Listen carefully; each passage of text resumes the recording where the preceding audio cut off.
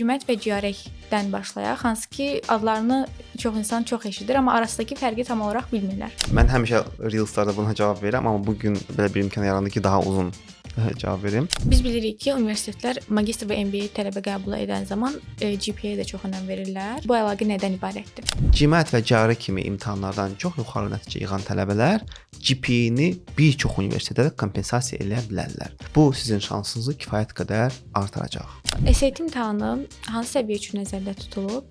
Eyni zamanda hansı bacarıqları ölçür? Amma SAT imtahanında da vocabulary bazasını formalaşdırmaq, çoxlu testlər işləmək, mocklar işləmək çox önəmlidir. SAT-yə daha çox abituriyentlər hazırlaşır və onların psixologiyası biraz daha zəif ola bilər. Ona görə burada valideyn dəstəyi çox önəmlidir. Yəni uşaq nə istədiyini bilmədən uşağı hazırlığa yazdırmayın. SAT imtahanından əlavə bir də var LSAT imtahanı. Bu imtahan kimlər üçündür və bildiyimiz SAT imtahanından fərqi nədir? LSAT GMAT və GRE-yə oxşar bir imtahandır.